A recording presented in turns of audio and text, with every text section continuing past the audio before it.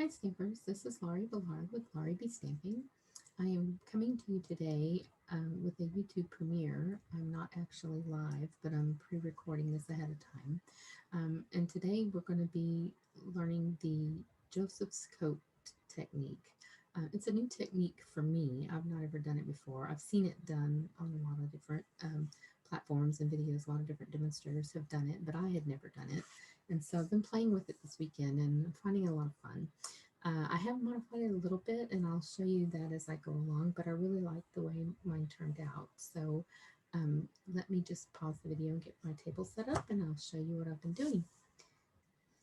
Okay, so here are the two cards that I'm going to show you how to do today. Although they do look black, there we go, we can kind of see. It's actually not black. I used Gorgeous Grape, which is a dark purple. And in person, it's even prettier than it is on the video. My video sometimes has trouble showing proper colors, but it's actually a deep purple. And the ink colors I'll show you in just a minute, but the ribbon is the new Fresh Freesia in color. And this stamp set is the Painted Poppies stamp set. And I used the two different poppy flowers on this particular one. And then the other one that we're going to do is using the Symmetry stamp set. And this flower, you'll notice, is two halves of this bigger flower here. And then this smaller one is several of this little flower here. And this big flower, I got that idea from a different demonstrator named Callie Bertucci, and I will link her video for you below. But it kind of prompted me to play with several of the flowers in this set. This flower, if you put multiples together, it makes a really pretty large flower. So there's several of them that you can do multiples of and turn them into even a whole different flower. So that's kind of fun just in itself. But the technique that I'm going to show you today is the Joseph's Coat technique. And then here are a couple of other cards. This one is actually not black. I used Night of Navy with it, and it does, you can see the Night of Navy on here. Actually, this edge right here almost looks green, and that is actually because of the color that's underneath here. When I pulled the blue through, it kind of turned it green, which that's one thing when you use some other color than black, you can tend to have kind of a melding of your colors. So you do kind of have to be careful what colors you do use.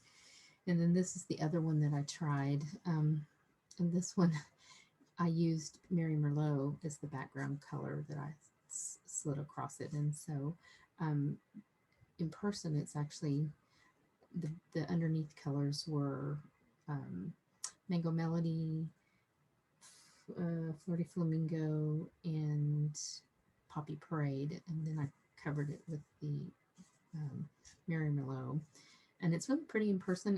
It's got that 70s vibe kind of to it. These flowers are pretty kind of retro to me, and they scream that groovy kind of look from the 70s. So, and it really so in these colors, this color scheme. So I didn't wind up going with that color scheme. I liked the purples better. And then the other card that turned out to be, and was a card front. This was my first attempt, and it was actually using the Memento black background, and I didn't like the way that it turned out as one big piece, so I tried doing some paper ripping. And if I do wind up using these, they'll probably be pieces of a card front. But the colors that I used for the background on this was Pool Party, Crumb Cake, and Soft Succulent, one of the new in colors. So the color patterns on these I thought were really, really pretty. And this stamp set is called In the Moment, I believe, and it's a big bold stamp set, which the big bold patterns do tend to work really well on the Joseph's Coat technique. So let me go ahead and get started and show you one of the cards and kind of show you the technique and how it works. So I'm going to do both of the card fronts at the same time just because I'm going to have the inks out. And I am using the blender brushes today. And the color scheme that I'm going with, because when you do the base of the card, these colors that are coming through, you start with a whisper white, or basic white. Actually, this is still whisper white. I'm trying to use my note. But I did the sponging in the colors of Flirty Flamingo, Fresh Freesia, and Pale Papaya. So those are the three colors that you're seeing kind of come through as the flower colors. And how this all works is going to become clear in just a moment. But to start with, I'm going to start with the Pale Papaya color.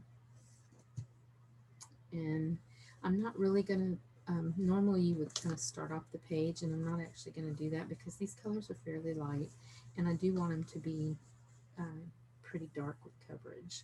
And so I'm actually starting right on the page, and if it makes a little bit of a blob, that's actually okay, because you do want pretty deep coverage on this paper. And so if it's a little splotchy in spaces, that's okay, because it's going to just come through as a background color anyway. So, and this takes just a minute to get the good coverage. Now you can also use, and I considered using my sponge dollars, because those tend to, these things just blend so smoothly that you do wind up having to put quite a bit on to get it really dark, because they just blend beautifully. So when you want really thick, deep coverage, you just have to keep doing a lot of circles. So you just put these in random patterns around the this panel. And I apologize if I'm shaking the table. The camera's actually not on the table, but blending does tend to shake the table, which does show up in the camera. So I apologize if I'm making you a little bit dizzy.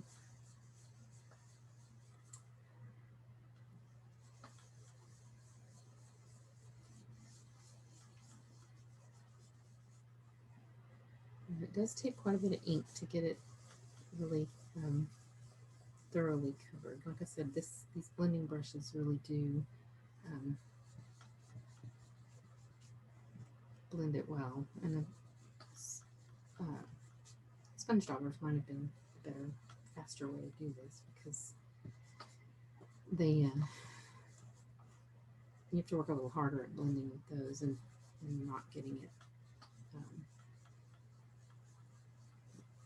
they tend to splotch a little bit more, which with this technique, splotching is not necessarily a bad thing. All right, so I'm going to move to the second card and do the same thing with it. And there's no really right or wrong on this.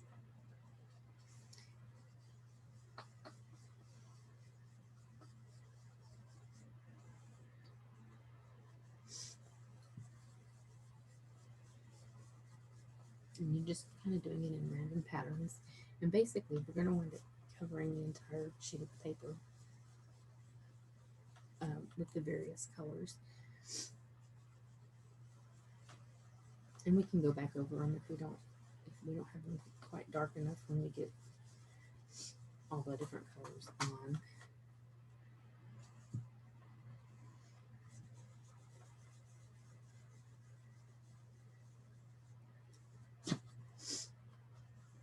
This Pale Papaya is, just as it says, it's a little pale, so you have to kind of really get the ink going on it. So, all right, for now I'm going to stop on that.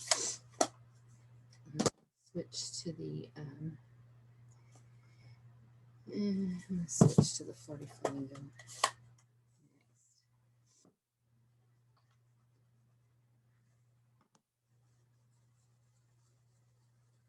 And this one's a little bit darker, so I think I just re-inked this pad a little not too long ago. So, and if it is darker than you want, you can start off the page and then sponge onto it to get it smoother. And you are going to want to, go all the way to the other colors in some spots. So eventually, you don't really want any white spots showing through at the end. You do want it all covered completely.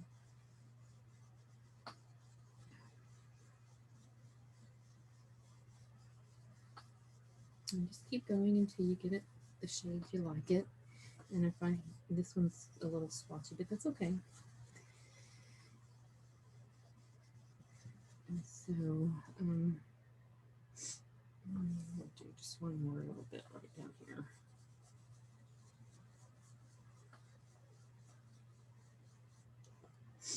Okay, I'm going to switch to the second, back to the second card, or the original card, I should say. Ooh, just keep blending and it will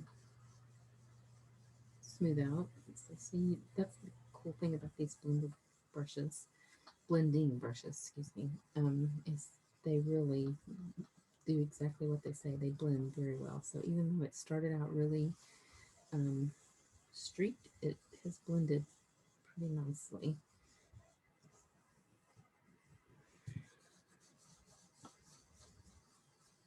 And so when you start off the page, that actually makes it even smoother. So when you're trying to do it without getting a lot of color, you do want to start off the page typically. And if you go together, and you'll see it may even may even turn it into a slightly different color, and that's okay too.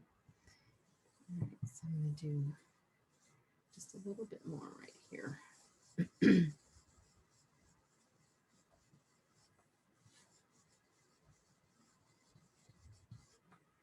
Okay, and we can always come back and add more colors in if we see a spot that we need a different color or more. And then the last color is the Fresh Freesia. And I am a purple nut, so these purple colors are just gorgeous. And this color is a really pale purple, and I find it just absolutely beautiful. And so I actually don't necessarily start off the page even on that one because it is a little bit lighter. And I actually want the dark spots directly on the card. And it just, these three colors just blend so beautifully together. And polished pink would be another one that would work well, but I didn't want to have any, I wanted them all to be pretty subtle, and the polished pink is a little bit brighter pink than the flirty flamingo, so that's why I went with flirty flamingo. And so I'm just blending where the colors need to blend together, just making sure that there's no gaps with white. I don't want any white spots.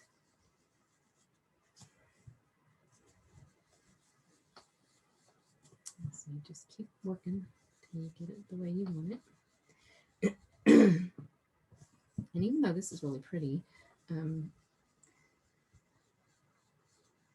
these colors really go well together, and so this would actually make a really pretty background, just like it is, without the Joseph's Coat technique.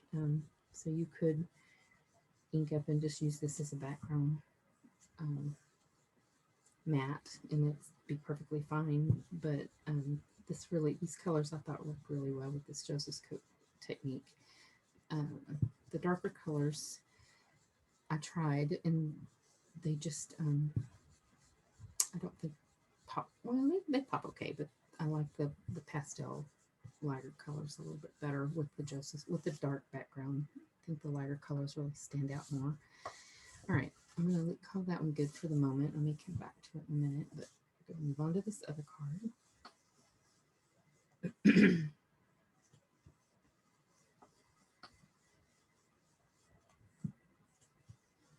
You get a little bit of a workout with your arm on this, all of this blending.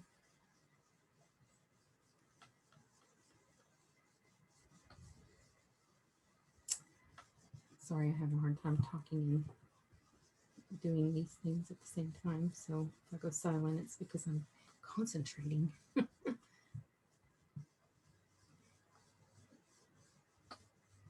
It's just really starting to look pretty. This just reminds me of cotton candy for some reason. These colors just so pretty. Very light and summery looking. And since we are in the heat of summer here in Texas, I live in Texas, and it's mid-June here. And this is getting into our hot season, so we haven't broken 100 yet, but we're getting close. And so it's getting pretty warm outside. And so, therefore, these colors really scream summer to me, and that's exactly where we are. So this is very, very fitting. Really, just almost gonna call it done.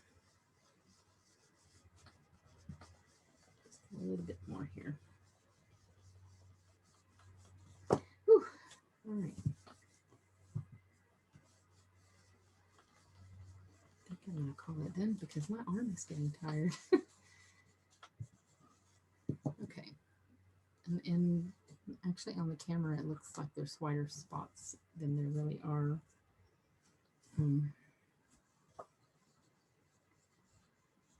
in person, but I mean there are lighter spots, but on the camera they really show.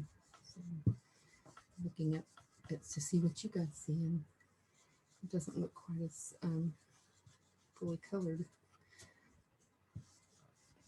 Okay, well I'm gonna call it okay. All right, so now the fun and the magic actually starts to happen. So I want you to have your background colors the way you want them, and I'm going to call those exactly what I want. Then you're going to take Versamark ink, and I'm going to get another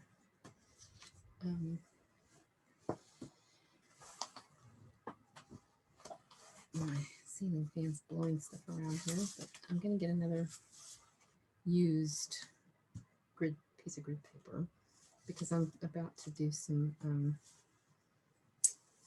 heat embossing, and I need something to pour the powder back in with. So okay, and so I'm going to start with this poppy stamp, these poppy stamps. And basically what I did is I started with the bigger one, and I'm just making sure that they overlap. I don't want any spaces, and I'm okay if they, actually overlap each other. Oops, didn't mean to do that. And they are kind of hard to see. If you look at an angle, you can usually see them. And so I'm going to come in and do this smaller one because I'm getting into the tighter spaces here.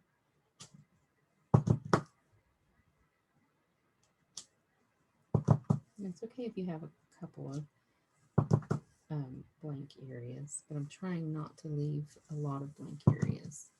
There's just enough room for that one.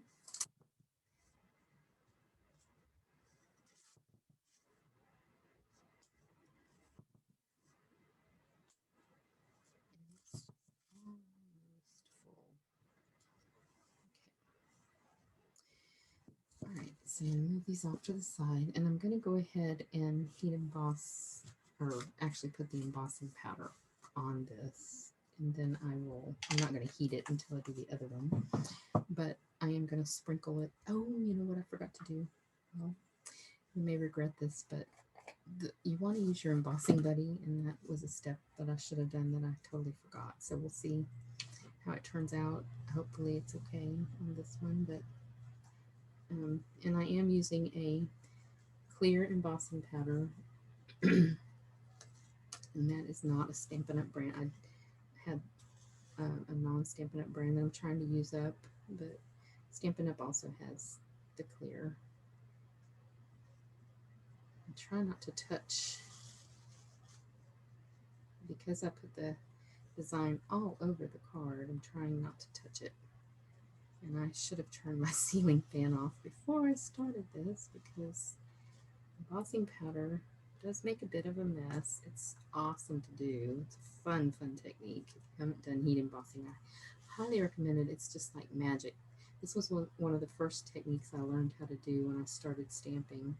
And I just was so in awe of how it works. It's just the most fun technique.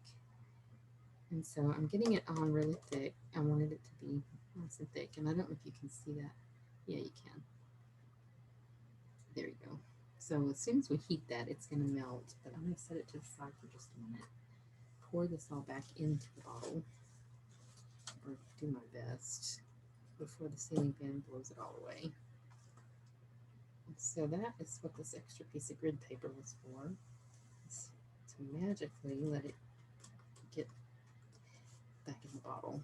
And I do know that at one point Stampin' Up! Had a little tray. I was not a demonstrator at that point in time, so I don't have one. But a piece of paper works just as well. So, all right, so before I do any,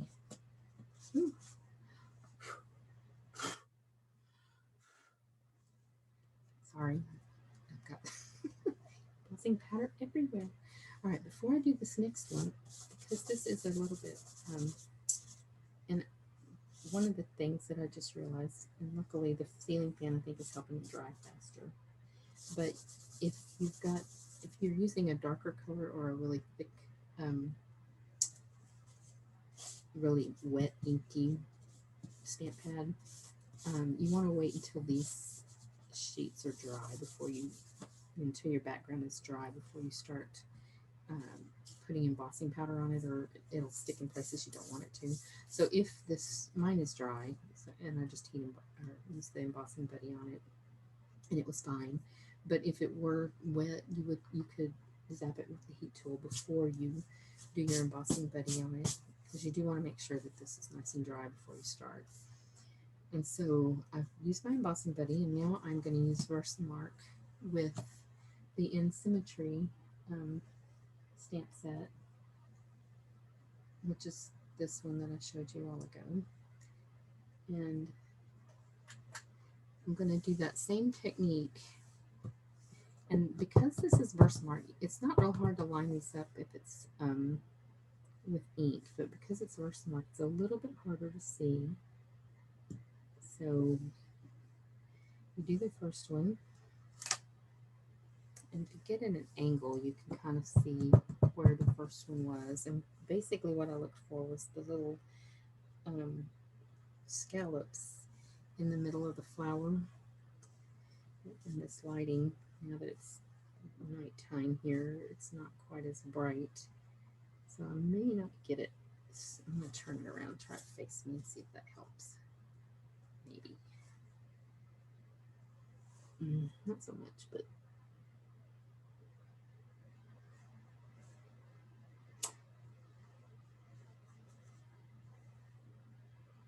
I might should have used a bigger block, and maybe I would have been able to see a little bit better, but I think that's about right. It may be off, but I'm going to go with it. Oh yeah, it was off. Oh well. I'll put something in the middle of it and it'll be fine. So then on the rest of the card, I'm doing a few of these little bigger round flowers. I'm going to go off the edge on a couple of them.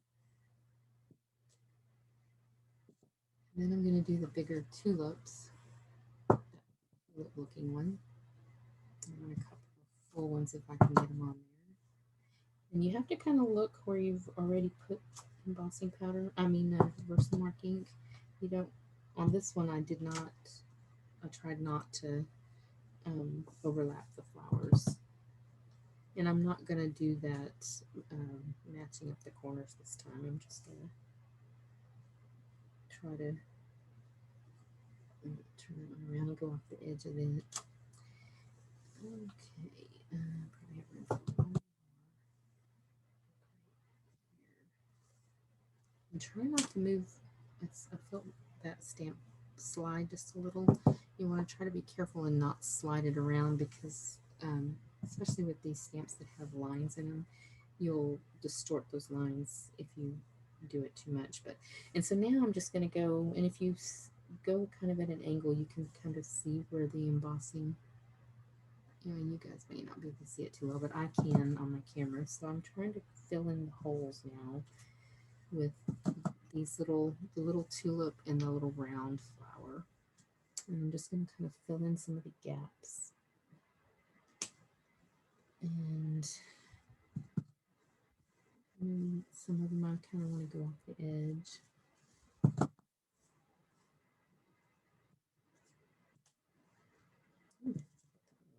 The other one. Oh, right here.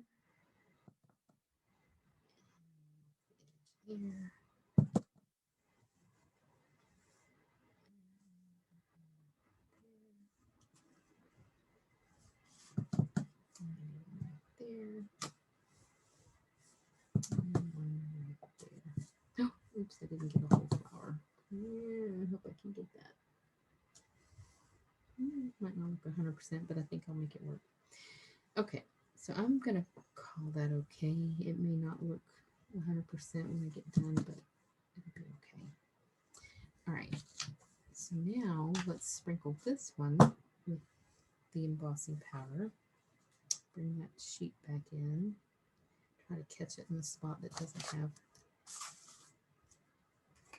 birthmark on it. Okay, and just sprinkle it all over.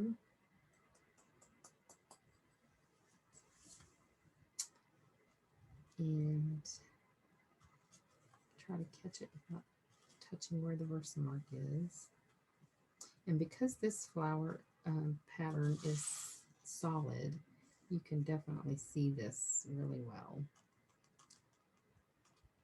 And I'll just kind of roll it down from one side to the next.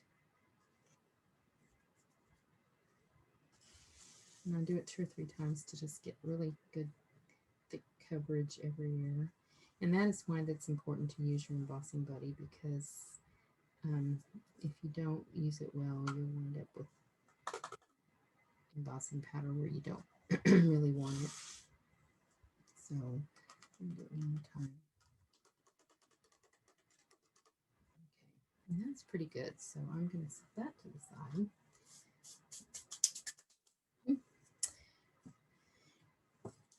Try to get what I didn't sling off the page back in the little container.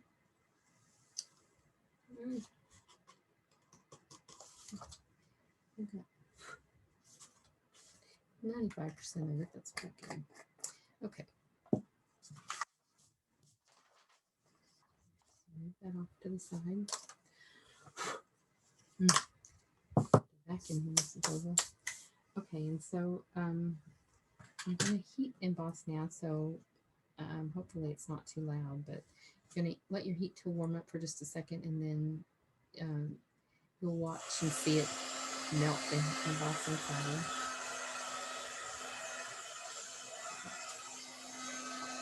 As it gets hot, it'll start to melt.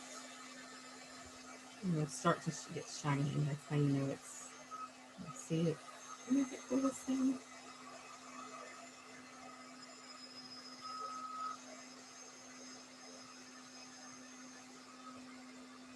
So cool. It gets clear and shiny, and it's because this is clear embossing powder, it's just going to be shiny. I have noticed that this, because it's a non-Stampin' Up brand, it does tend to, on this stamp, I keep told it's the paper hot, so be careful where you touch it, or you'll burn yourself.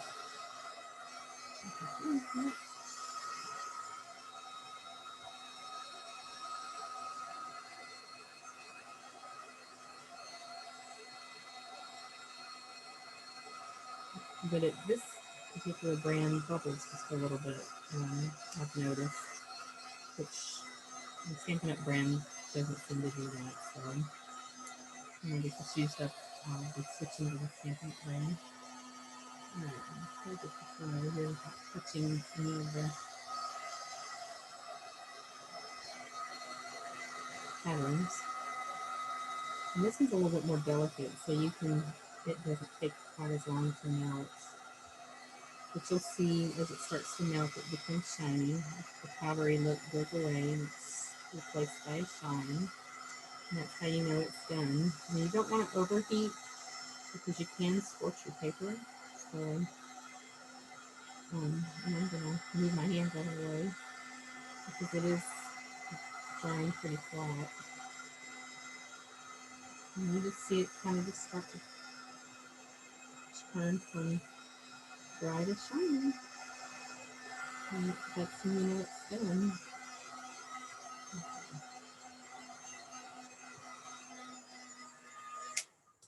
Alright, that is the heat embossing done.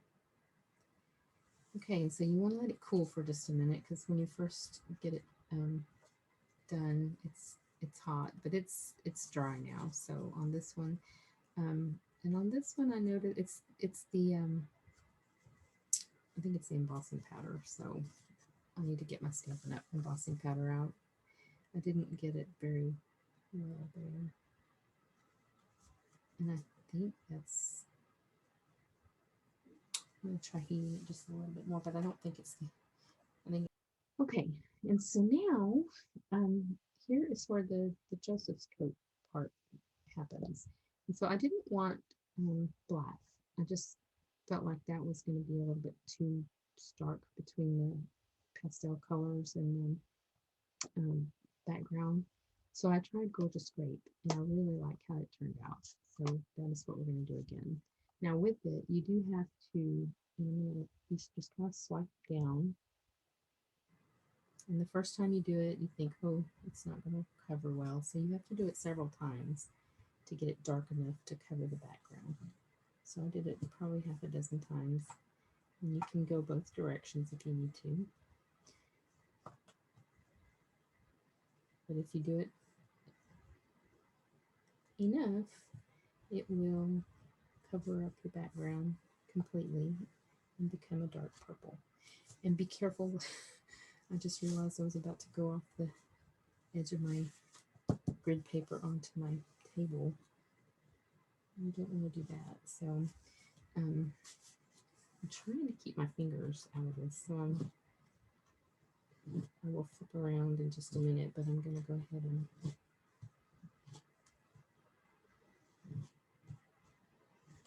it does make a mess, especially of your grid paper. So it's very important that you do have a background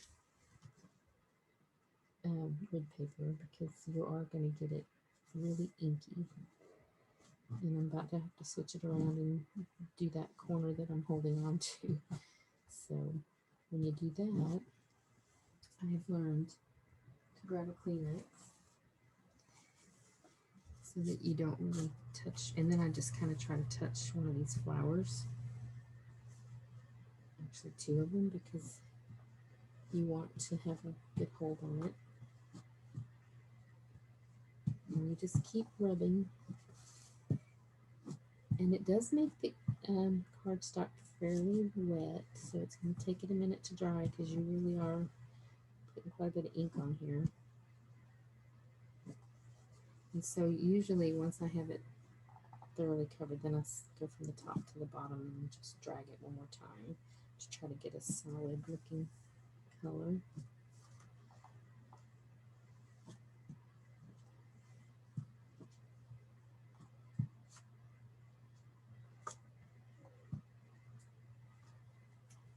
And it will dry a little bit lighter, so you do want to make sure you get it thoroughly covered. In this corner down here, I'm still not quite happy with yet, so I'm just dragging, and it oopsie, you do want to start with a juicy pad. Let me say that. If the pad is dry, this might not work, but my pads are fairly new and I just re-inked them not too long ago. And the other thing that this is doing when you rub along the flowers is in between all the places of the flower, it's putting purple, the dark purple ink there as well. So, okay, I think the background is about as covered as I'm going to get it.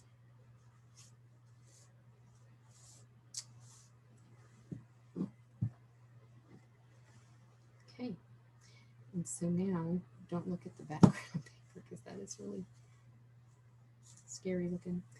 But then you basically are going to go back over all these little flowers that were embossed, and basically they are heat resistant. And so because they had clear embossing powder over them, they're not going to take the purple color like all the paper behind it does. So you just rub over it with a Kleenex or paper towel and wipe all the ink off, and that's what gives you your pattern.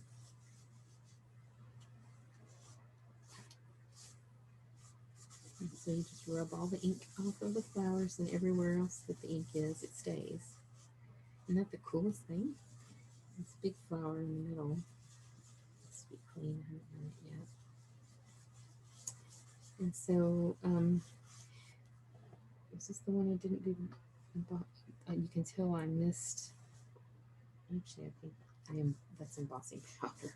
So that's why it's really important that you use your embossing buddy and get it thoroughly done. Okay, you can see that I didn't get this edge. Just I'm gonna go back and do one more time because it's got a light spot on it. I want a little bit darker. And that's the cool thing about this is that you can go back over it if it doesn't get quite dark enough. You can do it, and then you just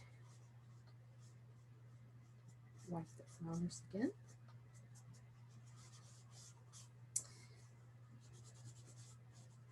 Okay, and then I would set it aside to let it dry because I can tell you this is really wet. And the thing is though, it doesn't really go through to the back, so you're okay there, but I am going to set it aside and let it dry for just a few minutes.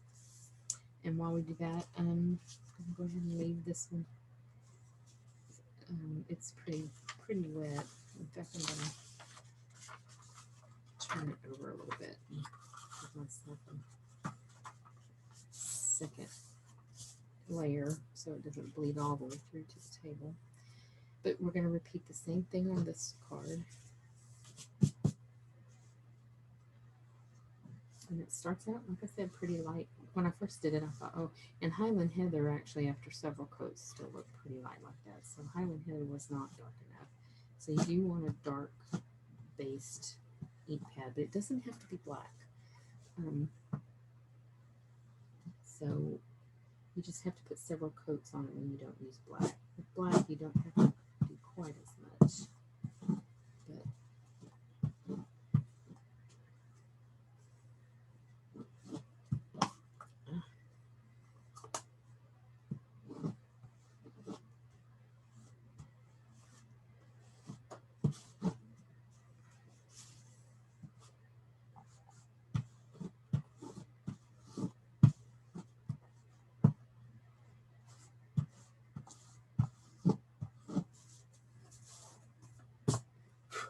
But still have embossing powder. I feel kind of grainy.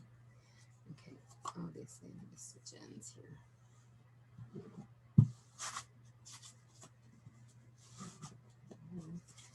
I really need to hold.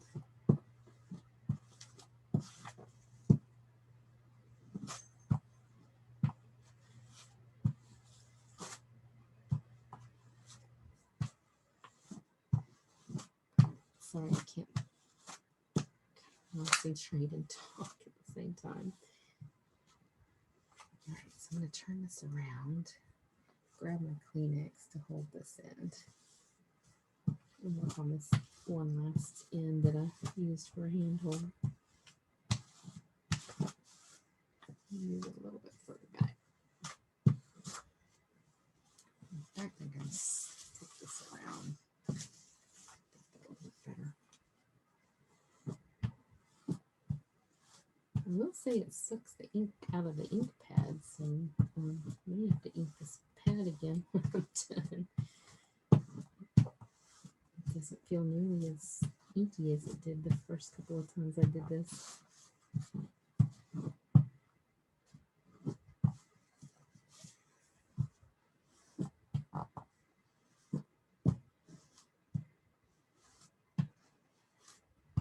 Just keep going until you get it as dark as you want it.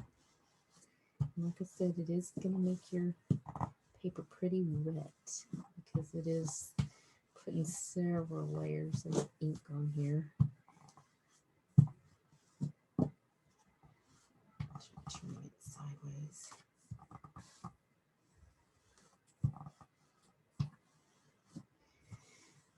Okay, this corner over here that I would like to just peel a little.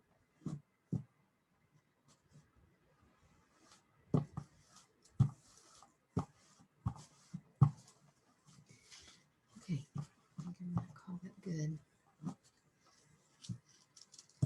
Okay, cover this up.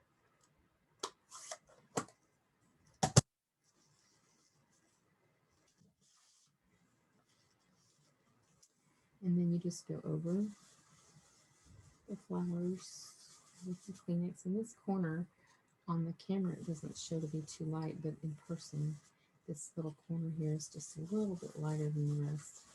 But at this point, I'm going to go with it because I think my ink pad's going to have more ink. And so you just want to rub the ink, rub your designs, and all the where the flowers are, the ink will come off.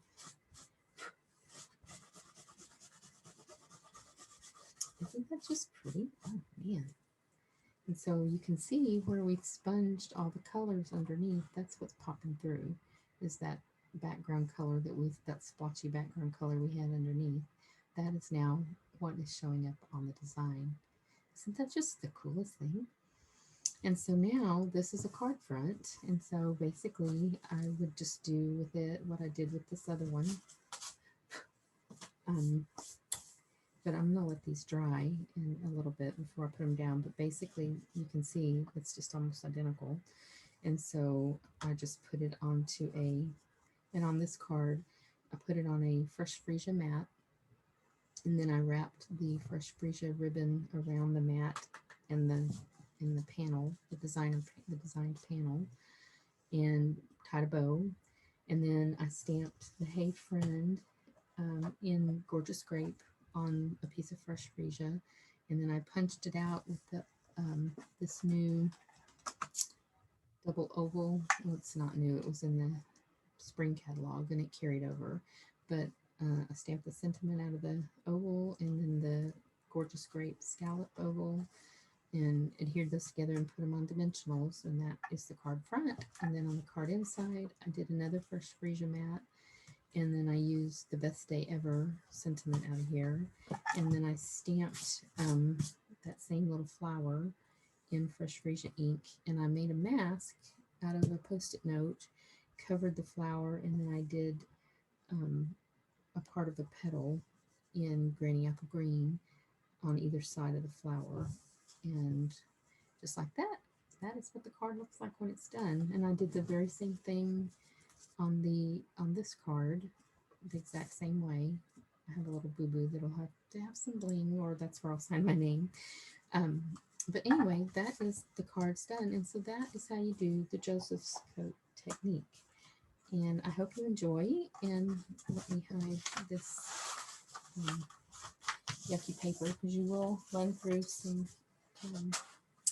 paper this way. But these are the two cards that are going to be made out of this, and they'll finish up and look like this. So if you like this video, give it a thumbs up, and if you want to subscribe, click the little bell, and you can get notified anytime I do new videos or YouTube premieres. And until next time, happy stamping!